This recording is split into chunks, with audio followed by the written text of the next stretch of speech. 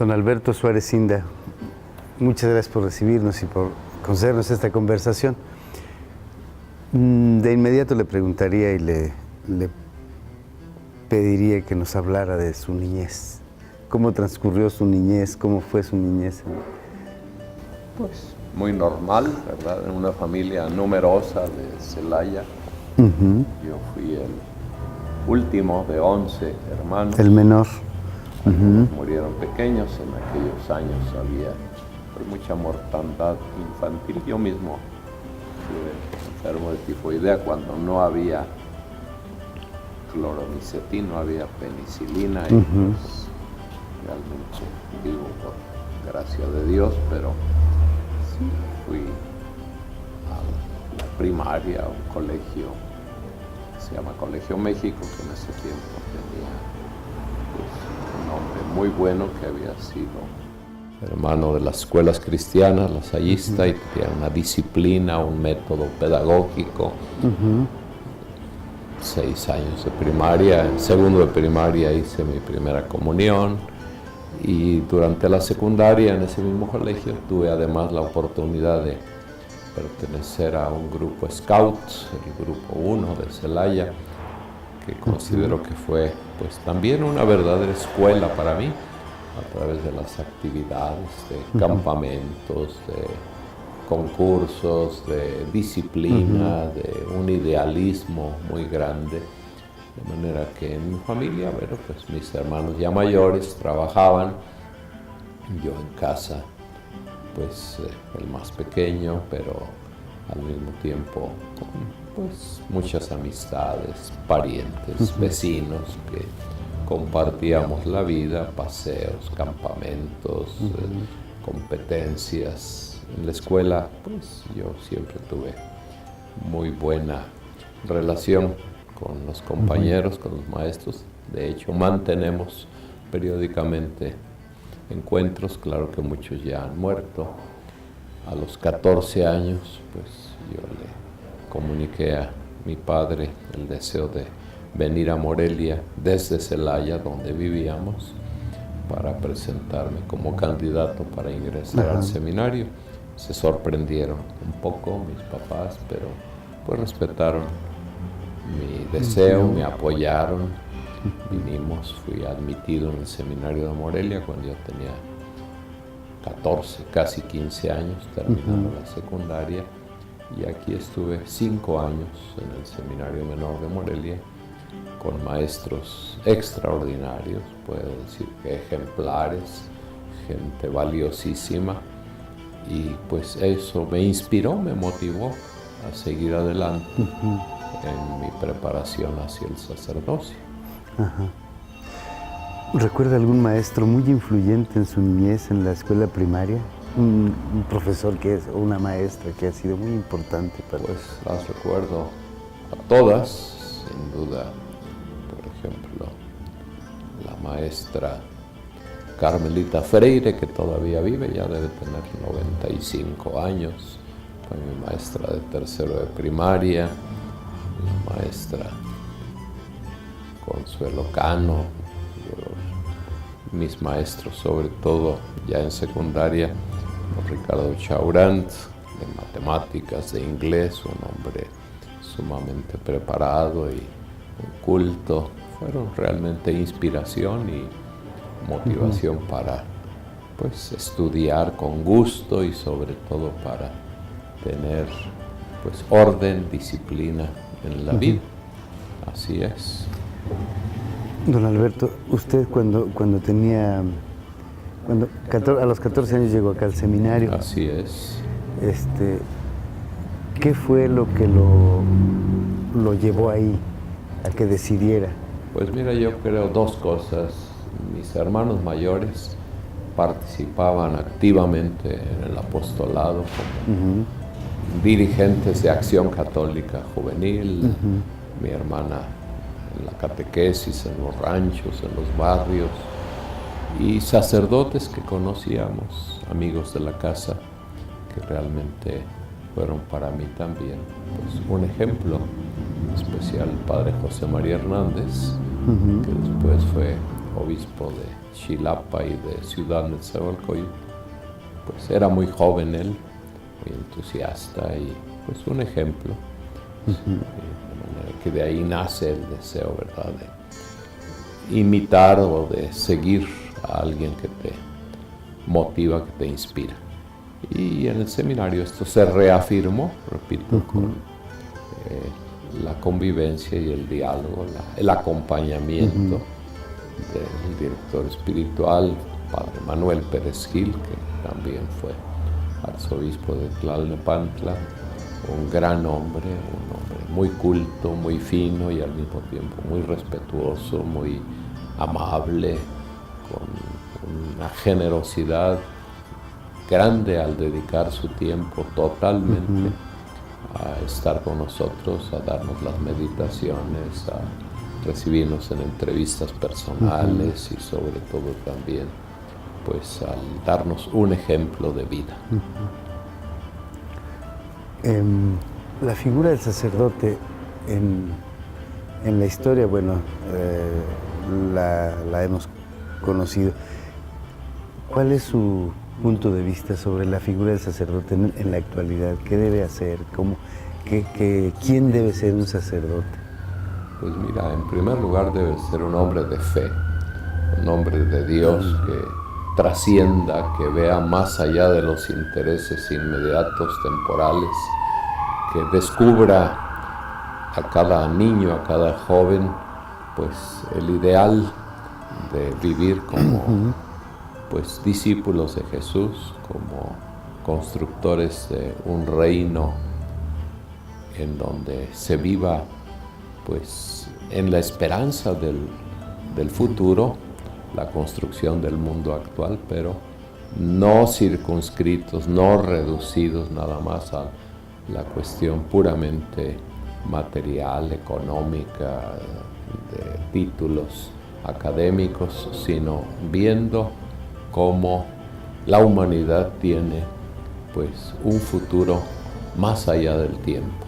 El sacerdote debe ser el hombre de Dios, el hombre que reconcilia a los hombres con Dios y que por lo mismo les ayuda a vivir en paz entre ellos, que construye una sociedad fraterna. El sacerdote debe ser alguien que incide en la vida de las familias para pues descubrir o alentar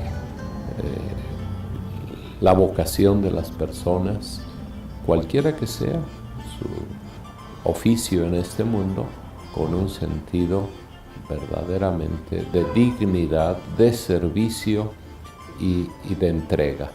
El sacerdote además debe ser un hombre siempre desprendido, siempre libre de ataduras temporales, y esta es la razón por la que uno decide no formar una propia familia, porque está al servicio de las familias, porque debe estar totalmente libre, no es una profesión de determinadas horas o de un tiempo de jubilación. El sacerdote nunca se jubila, toda la vida debe ser siempre el hombre que inspira y que está dispuesto a dar no solo su tiempo, su cariño, sino sobre todo su testimonio de fe. Don Alberto, su aprecio por las artes, ¿cuál de las artes le ha gustado más? Pues mira, no tengo yo facilidad artística, pero me encanta la música, disfruto muchísimo la poesía, las artes. Por ejemplo, cuando uno visita museos de pintura, de escultura, pues es algo también que me deleita, me descansa, pero todo lo que es belleza para mí es un camino también hacia Dios. El camino de la belleza a través de las artes plásticas, repito, de la literatura, del teatro, de la música, pues es algo que dignifica y que no solo te relaja, sino sobre todo te hace disfrutar la vida con un sentido, pues yo diría, de inspiración que refleja al Ser Supremo, de donde proviene la armonía y la belleza en el mundo. Las artes, sin duda, siempre han sido un camino para trascender y para descubrir el ideal de las cosas. Las cosas son muy bellas, el mundo tiene pues el reflejo de las cualidades divinas, pero cuando el hombre, la mujer son capaces de crear también, de ser creativos, pues hacen que esto resplandezca todavía más. Ha habido poetas, sacerdotes notables. Por supuesto, ¿verdad? Tuve como maestros, yo nada menos que al padre Manuel Ponce, el padre Francisco Alday, poetas de gran altura mística y de gran calidad en su expresión literaria, ¿verdad? Otros que he conocido, como el padre José Luis Ojeda, el padre Joaquín Antonio Peñalosa, han sido sacerdotes, poetas, que en la elegancia del decir, sobre todo, te transmiten sentimientos muy grandes y te ayudan pues a encontrar en esta forma al mismo tiempo transparente, pero muy profunda, la belleza de las cosas. Otro gran poeta para mí, José Luis Martín Descalzo, un sacerdote español a quien conocí en Roma y que tiene poesías bellísimas. Es un deleite poder leer y releer sus poemas. Manuel Ponce, michoacano, ¿verdad? Sí, de Tanuato, pero sacerdote del clero de Morelia y que pues fue mi maestro de historia de la literatura en el seminario de Morelia. Ponce Zavala. Pues estuvo muchos años en México como encargado de la Comisión de Arte Sacro por parte del episcopado. ¿Autores de la música que le gusten? Bueno, para mí es sublime Mozart, pero desde luego me encanta Vivaldi, Juan Sebastián Bach y todos los clásicos, ¿verdad? Pero disfruto también con la música moderna y con la música popular que tenga verdadero sentido, canciones muy bellas.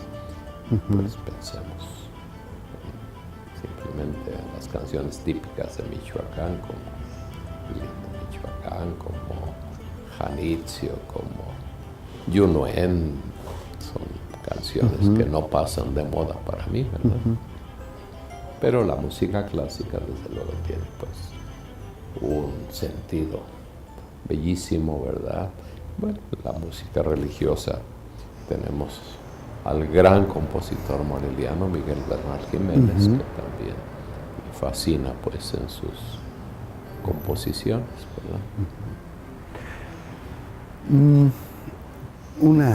Una pregunta más. En estos tiempos difíciles que vive pues el país y el mundo en general, yo creo, y en este momento que en México mismo hay una gran cantidad de pobres, hay una cantidad muy crítica de subdesarrollo, etc. ¿Qué piensa que debe hacer las instituciones, además de la Iglesia, por esta situación? Mira, en primer lugar debo decir, no ha habido tiempos fáciles en la historia. Hoy vivimos nuestro tiempo con problemas particulares, pero pienso que el tiempo de la conquista fue tiempo de grandes sufrimientos para los indígenas, tiempo, qué sé yo, que se vivía cuando las grandes haciendas había prosperidad, pero también había pobreza y había trabajos casi esclavizantes. Hoy día se ha despertado mucho la conciencia de los derechos humanos y toda la gente reclama, pero hoy día vemos también muchísimo progreso, ¿verdad? Yo ayer me quedé impresionado al ver kilómetros y kilómetros de filas de carros que viajan. Un país pobre, pero tantos vehículos, tanto combustible, tanto paseante, Bueno, hay gente que desea más, hay gente que desea mayor equidad y tenemos razón, pero el camino no es precisamente la violencia o el arrebatar o el querer poseer las cosas sin el esfuerzo diario. Yo creo que hoy tenemos que aprender a vivir con mayor austeridad, aprender a gozar las cosas sencillas de la vida y tener una vida de armonía.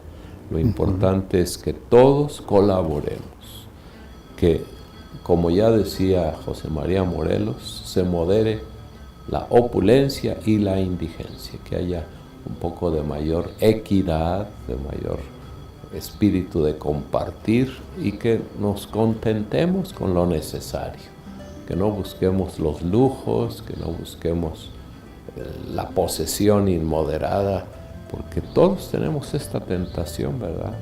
El que más tiene, más desea, y es insaciable el deseo de los bienes. Necesitamos que haya lo suficiente, que haya educación, que haya servicios de salud, sí, que haya la vivienda digna. Hoy día, desgraciadamente, las políticas de construcción de vivienda no toman en cuenta el bienestar de las familias. Hacen como cajitas de zapatos o conejeras. No es posible la convivencia ahí. Yo creo que le sacan demasiado jugo a 1 centímetro cuadrado de terreno, al que revenden mucho más caro. Se necesita que haya espacios, que haya sentido comunitario y que pues los trabajos también sean pues dentro de los horarios establecidos, trabajos dignos en donde la gente disfrute su quehacer.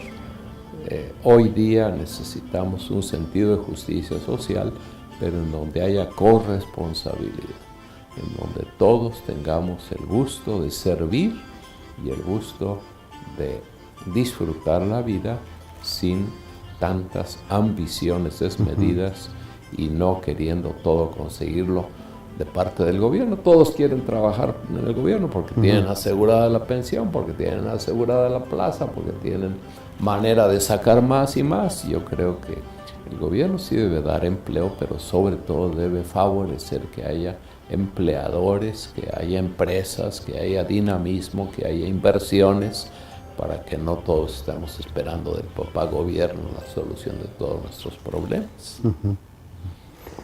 Por último, don Alberto, ¿qué significa para usted haber llegado a ser cardenal?